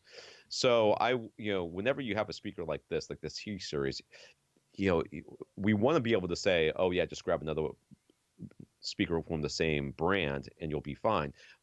But when you make those kind of design compromises, a lot of times you do what you can, and if you try to get something that's a more normal speaker design, it's not going to sound the same. So he lastly asked, could he get the Kef Q150 speakers at a price that he can afford? He's got some on sale or something that he can get. Should he get them? And I really don't think so. I'm be honest with you. I don't think that that's a good idea. I think you either have to go T series all the way around, which is expensive, or you could think about getting rid of the T series and getting some Klipsch, or just start from scratch. Look around and say, hey, he's got a lot of speakers at this point. That's a lot. He does. He does, but he really only has to replace the 5 on the floor, I think. The rest of Oh, them is that should all? be okay. Just what used to be a complete speaker system, Tom? Yeah, that's it. A lot of times we save people money around here. I don't mind sending them to go shopping. Andrew, what makes one speaker more sensitive than another? Thin skin? Political correctness? Poor upbringing. Sheltered as a child. Sheltered as a child. They were... Mommy told them that they were all winners. There were no losers. So as he understands that horn-loaded speakers are super sensitive and don't need a ton of power to drive them, why is that? And how can his Paradigm Monitor 9 speakers be 96 dBA sensitive when they are not horn-loaded? Somebody lied on the sound. power handling is all about, how much power it takes to get a certain amount of sound out of something, right? So certain speaker designs lend themselves, or driver designs lend themselves to, uh, being able to get more sound out of the less power. I mean, the horn on the horn loaded, basically, it's just like talking through a megaphone, right? You talk through a megaphone, you don't talk that loud, and it amplifies it, sort of self amplifies it to a certain extent. So it lends itself that way. But that does not mean that you can't have a more sensitive design with something else. It's just, it can be more expensive or more difficult to obtain, or require specific materials. So, sensitivity is not necessarily only limited to horn loaded, Oh no. tweeters. It can be in all sorts of, there's like the compression tweeters that Mm-hmm. do, are really easy to And drive the and everything folded else. ribbon So tweeters tend to be more sensitive. yeah, So I mean, we should yeah. define for people who might not be completely. We've joked about the word sensitive, so it'd be good to define it, which is just for the amount of electrical power that comes into the speaker, how much of that gets converted into actual audible sound, into sound pressure. Yeah. So It's normally 1 watt, 1 meter. yeah, So they'll put 1 watt into a speaker, and then they'll put a microphone a meter away, and they'll measure how that's loud right. it is, and that's what the dB rating is. So it might, a normal speaker, like a normal off the shelf consumer level speaker, is going to be around 86 to 87 Yep, dB and efficient, which 89 means is that's with fairly 1 watt, common in a 1 meter. tower, that type of thing. Yeah, But it is important to know that what you typically the test signal that's being played is either white or pink noise, which means it's all right. frequencies all together at the same time. And sometimes the only reason a tower speaker has a higher sensitivity rating is because it's playing more bass than, say, the bookshelf that's part of the same family. And so it's the cumulative amount of sound pressure that's coming out of there, which actually is a greater range of frequencies, not necessarily that if you picked one of those frequencies out, that it's actually any louder. So there's that type of thing that's sometimes going on with the rating. So it's got to be a little bit careful about that. But overall, we're just talking about how good is this design at turning the electrical signal into actual audible sound. That's the sensitivity or the efficiency of the speaker that we're Right. talking about there. Now, why does a horn generally so you take a tweeter, it's producing however much sound pressure for the given amount of wattage put into it, and then you put that exact same tweeter into a horn and it becomes more sensitive, more efficient, it gets louder with the same amount of power. It is producing the exact same amount of air displacement, but that air displacement is now being focused in a way by the shape of this horn around it. Instead of that sound spreading out in this wide hemisphere of sound in every direction, it's actually Right. funneling some of those sound Like a waves megaphone. back in, cupping your Yeah. hands around. Well, why You'll see why did that work? wave, sometimes they call them, horns. Sometimes they'll say, oh, we have a wave Sure. guide, and maybe it's only on one side of of the tweeter, like the horizontal will be completely Yeah. open, but the vertical will be restricted, just to get a little bit more sound going in one direction. So his second question is the Well, speaker sensitivity. I wanted Oh, to did you finish? do a little bit more on the paradigms, Oh, because the paradigms aren't horn loaded. So how could you're looking at two tweeters? Why is one of them more sensitive and more efficient than the other? So a lot of what happens to that electrical signal that comes into the speaker is a good portion of it gets turned into heat. It has to go through a bunch of filtering components in the crossover. It then has to wind its way through a voice coil. That voice coil acts against a magnet. So there are multiple things in that whole electrical construct that can lend itself to being more efficient if you have, I mean, ironically, fewer components in the crossover, or slopes in that crossover that aren't as steep. It means more of the electrical power is able to get through that crossover without being converted into heat, without being filtered off. So that's one aspect of it. If you have a more efficient voice coil, if you have a stronger magnet for the voice coil to act against, these are all things that would allow a speaker to be more sensitive, because there's just more magnetic flux working on that signal. Usually that'll increase the cost, but that's a way that you can do that. so he asks, is a speaker any sort of indication of quality, or could a really crappy speaker be sensitive?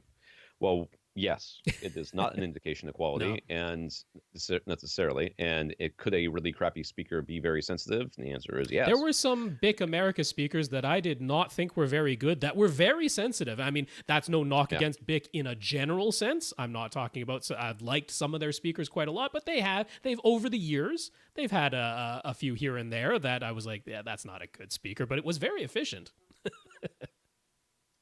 Right. So we've said this over and over again, but it bears repeating. You can't look at the design of a speaker and say this is a good design or a poor design, or this is going to be. You can look at it and say it's a good or poor design, but you cannot look at it and say it's going to be a good speaker or a bad speaker, or it's going to sound good, it's going to sound bad.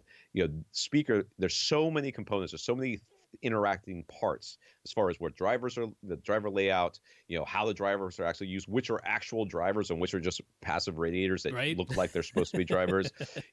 How much they spent. I mean, there are speakers out there which they have a wire going from the crossover, which it bypasses everything, and it has a resistor on it, and it goes to the tweeter. There is nothing else Right. that's doing anything except for this one resistor on the tweeter, and that's it. That's their crossover for the tweeter. Other speakers inside are doing all kinds of things to make sure that tweeter gets the maximum performance, and maybe its sensitivity is lower because of Yep. it. I don't More know. of it was converted into heat. That can certainly be the case. So you can't really look at any one metric and say this is a good speaker. It's just impossible. Now you can look at the speaker and go, this design makes some sort of sense to me, and then you look at another speaker and say this design does not. And because of my experience, I want this speaker. I have some questions about its design, but when you put them both side by side, in the end, it's all about the sound. So he asks, "What is best? What is desirable as far as sensitivity goes?" Well, honestly, doesn't matter, except if you're sitting far away. Yeah, it's in which suiting case, it to then your you care. listening distance and environment. That's actually what we have to worry about. I mean, we get two. I'm sitting 10 feet away from my speakers, no matter what they are. I see two speakers. One of them has very high quality components. It's at a reasonable price, and it's 87 dB efficient. And here's another one, similar. Everything looks similar, but it's 89 dB efficient. I listened to them both, and I preferred the one that was 87 dB, but the other one's rated at 89, so I better buy it. Nope, not at all. It has. I would go even greater than that and say like 98, right. dB efficient. Like make the difference that much greater. I only look at sensitivity when I care about hitting the reference volume from a certain distance. Once I know that I can hit reference volume from where I'm sitting from my speakers, like 5 feet away, 6 feet away, or whatever ridiculous amount it is, I wouldn't care. I would never even look at the sensitivity rating of a speaker when I put it in here. I wouldn't. Oh yeah, even not cross in my your mind to look room. at it. I mean, they would have to do something egregious and strange for you to not be able to hit reference volume in your room. But some people they have a huge room and they are legitimately sitting like 25, 30 feet away. Some people have that. Go avant-garde. And in that case, it's a consideration. You're going to want to look for speakers that are not only possibly more efficient, but also have very high power handling at that point. You might want the combination of both, and that will start to restrict your choices. Look around. Most speakers are in this sort of 86 to 89 range. That's exceedingly common, which tells you something right off the bat. And then if it is more efficient and or has higher power handling, that's almost something where they engineered it specifically for that purpose. Right. I did say avant-garde. Did you hear me say that? I missed that. I was talking too loud. I know. So those who don't know, avant-garde speakers they are massive. There's huge, massive Ferrari red horns. There's like four or five of them in a cluster. Think of like a sousaphone and then make that about 4 times larger than an actual sousaphone. Yeah. They are crazy looking. They are real efficient though. 1 watt. 1 watt, they blow you away. Dan wants a new TV for his bedroom. He has it in mind that since this is in his theater or the living room, he doesn't need the best of the best. But when he thinks about it, they actually watch quite a lot of TV in bed. So maybe skimping isn't the best idea. Ideally, he'd like to keep the budget around $500. So maybe not the best of the best. And he figures a 55-inch would probably be the most appropriate size, although 65 inches could fit. Something like the 55-inch Vizio M Quantum or TCL 6 series would easily fit his budget. But if he increases his budget to 750, the 65-inch versions of those TVs all are available. If he were to stretch, oh my goodness, he's going down a rabbit hole. People, save him. Grab him by his little fluffy tail. If you were to stretch up to 1,000 to 1,200, the Samsung Q70 or the Sony X900F could be options. But then, if he's willing to spend a bit over $1,000, he might be able to get a 55-inch OLED back down smaller. So, what are our thoughts? What should we get? You should get the TCL. Call it a day. I think. Now, I mean, that was the first thought that went into my head. Was like, you want 55 inches? You want it for your bedroom for $500? You want TCL? Yeah, you want $500? The TCL 6 series. Done and done. I'm in agreement. The only question to me is, do you truly, genuinely want the 65-inch size? Because then we're talking about 750 versus 500, and there's an obvious reason why it got 10 inches bigger in the diagonal. So that to me is like, okay, that's a pretty easy justification. If you're just like, I really want the 65-inch. Yeah, but you're spending 50% more on this TV for 10 extra inches. And, I mean, that's fine. That's fine. If you've got the money, spend it. But if you want to stay the budget, and the TCL is no slouch. It is nice. When you're TV. talking about what is the best TV I can get for the least amount of money, putting out this is a really crappy TV, like for a really good TV for the least amount of money, the TCL 6 series, it wins. I wouldn't get the M Quantum. It really doesn't do HDR. The TCL 6 series for the same price bests it. So over at Artings, they are sort of favoring the Hisense, the H9F or even the H8F. That is because Artings still, they're like, if you can get 20 nits brighter, we'll call you better. But they do not tone map HDR correctly at all, whereas TCL does. In fact, TCL, they brought out their brand new 8 series, which is like their super duper flagship. We're not talking about that, but they brought that out. And Vincent Teo over at HDTV Test, he's like, it's not tone mapping HDR correctly. They're like, oh, they release a firmware update and now it does. So I'm like, TCL, good on you. I love that type of responsiveness. So get the TCL 6 series, Dan. You're done. You decide 55 or 65 because both are pretty reasonable prices. All right, the last question. Tom uses both HDMI outputs on his Ultra HD Blu-ray player. He sends 4K HDR video directly to his TV and separately sends audio to his receiver. He has noticed that the audio-video sync isn't perfect, and it bothers him greatly. Welcome to my world. Yup. I will literally... Like movie night stops if the audio sync is off. Everybody leave the room. Daddy needs to go in project mode, and I don't want to see any of you until I get this thing fixed. I hear you, brother. Preach on. All right. He can adjust the sync either on his disc player or his AV receiver, but that doesn't seem to be any perfect setting. It seems as though Ultra HD Blu-rays require more audio delay than regular Blu-rays or DVDs, but it can also change from disc to disc. And even within one movie, it can seem as though the sync is perfect for one scene, but then slightly off for another. Press pause and then press play again. That usually fixes that, but go on.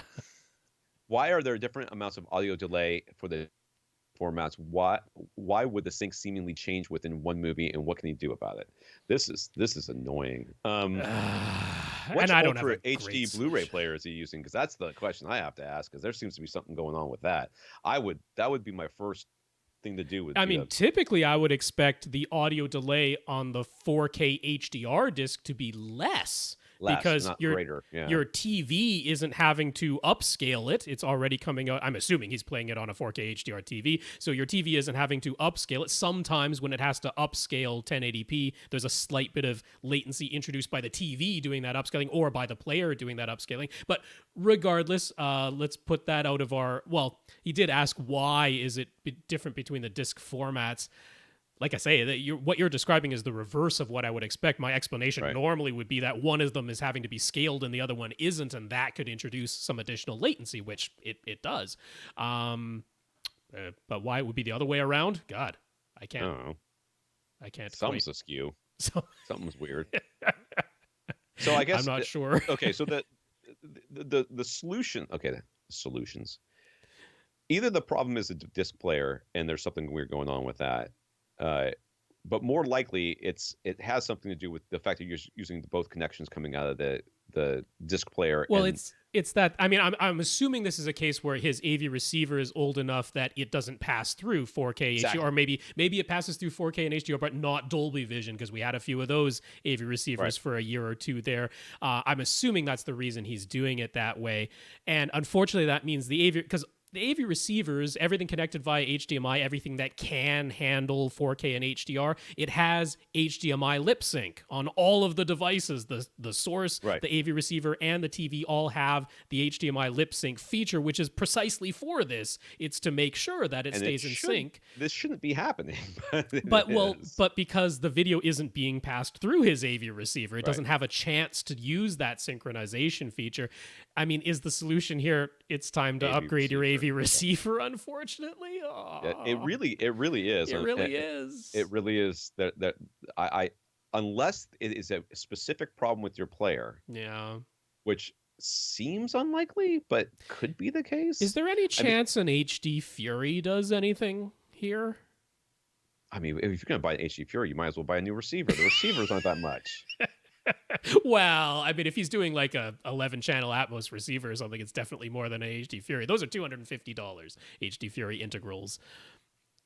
I mean, for $300, you can get a damn fine receiver from Accessories for Less that will solve all of these issues. So, anyways, all right, I don't know. But I mean, that is the thing. You unfortunately need to feed the video and audio together out of your disc player into, I think, an HD Fury. Look into that. And I think an HD Fury integral might be able to help you here, or a new AV receiver that will be able to do the lip sync adjustment automatically via that HDMI lip sync feature and then send it onto your television. Yeah. You know, I can sit there in a room with my wife and we could be watching. There's a specific, like the first episode of White Collar is on Netflix. The audio is desynced and there's no fixing it. It's the audio on the actual transfer is not right. Well, and that's with Black Hawk Down. Don't ever try to adjust your lip sync on Black Hawk Down, because they did so much ADR, and when the actors re-recorded their voices, they're not spot on with their lips. And that's not the fault of anybody's player or TV or anything. That's just the way the soundtrack is compared to the video. There's so much ADR. I was sitting there with my wife watching this episode, and I'm like, oh my God, this lip sync is killing me. And she's like, what are you talking about? I'm like, the lips don't match the voice. Oh, I know this. Well, you notice now? Not really. Yeah, that's bliss to live like that. No, really. Where can I sign up for a little bit of your obliviousness? I'll take some. That's why we don't watch our own YouTube videos, because I can't get the lip sync fixed. In Floyd Toole's book, Sound Reproduction, there's a section where he talks about driver configurations in horizontal center speakers. He mentions how a traditional MTM design, you get acoustical interference at higher frequencies and at wider horizontal angles. So he compares the design where the dedicated mid-range driver is added below the tweeter, and then two woofers can be placed on either side of this tweeter mid-range vertical stack. With the dedicated mid-range driver in place, the two woofers can be crossed over at a lower frequency, which should lessen all of this interference. Yeah, this is why we prefer this design over the MTM design. Yep. Do we find that acoustic interference should be a real audible problem with actual center speakers? Is it a genuine problem significant enough for us to consider the driver layout when selecting or recommending center speakers? We often consider the driver layout when we select or recommend center speakers, but I've owned MTM center channels, and I can't say that I've ever experienced the interference that is being talked about. I have not taken multiple center channels and tried to A/B them to see if I can, identify it.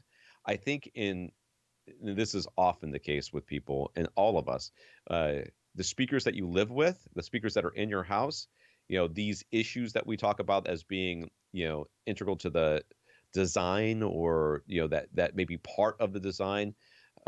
You're like, I don't really hear that. Of course you don't hear it. You've been listening to the same speaker for 6 years.